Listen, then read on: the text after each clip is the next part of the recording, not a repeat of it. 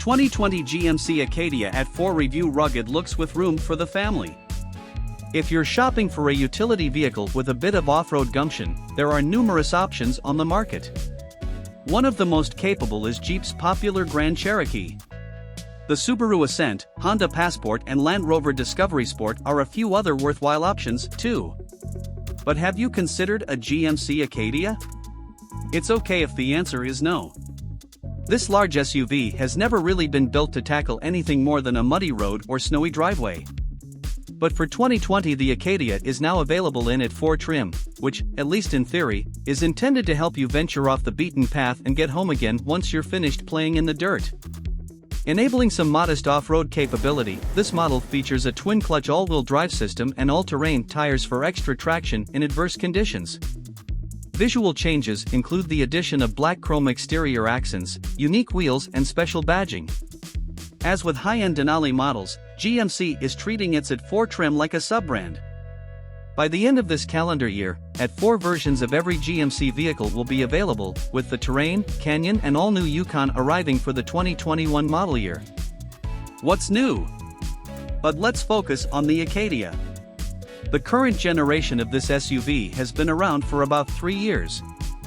Since nothing remains static in the automotive business, GMC has mildly refreshed this vehicle for 2020 to ensure it's competitive with newer rivals like the Kia Telluride, Hyundai Palisade, and Ford Explorer. Some of the Acadia's most significant changes were made under the hood. A 2.0-liter turbocharged 4-cylinder engine is now offered, delivering 230 horsepower with 258 pound-feet of torque. As in previous model years, 2 naturally aspirated dynamos are still available. This includes a base 2.5-liter unit that's good for a middling 193 ponies, and a 3.6-liter V6 churning out 310 horses. In the family way. Like rival vehicles, the Acadia can accommodate up to 7 people, but you can also get it with just 6 or even 5 seats. This makes it a good fit for both larger and smaller families. My AT4 test model is not fitted with the available third-row bench, which means it only has room for a driver and 4 passengers. Travelers in the second row have plenty of space to stretch out, plus the floor is flat, which means whoever is relegated to the middle spot does not have to straddle a hump with his or her feet. The Acadia's front buckets are cut for broad-shouldered folks, meaning they're plenty wide. However, for smaller individuals like me, they're not particularly comfortable, being too firm and bereft of bolstering.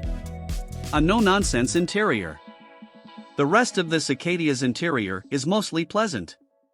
No, it's not the most opulent cabin in the segment, that title likely goes to the Palisade, but neither does it feel slipshod like the Explorer's.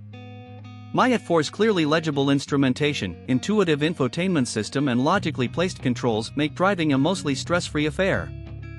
Adding a dash of style, my Tester's interior also features perforated leather trim rendered in jet black and Kalahari, sort of a peanut butter hue.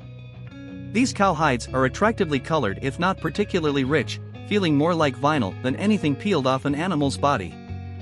At least this option looks nice and only adds $1,000 to the Acadia's price tag. Off-roader or soft-roader? All that tire talk brings me to another point.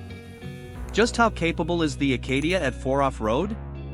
Well, I'd be leery of taking this utility vehicle anywhere more challenging than a washed-out dirt road as it only has 7.2 inches of ground clearance, but hey, you do you. That's a full inch less than what some versions of the Explorer provide and still behind both the Highlander and Palisade. A useful, if not segment-leading choice. With its excellent drivetrain and versatile interior, the 2020 GMC Acadia AT4 is a solid option for families of varying sizes thanks to its different seating configurations.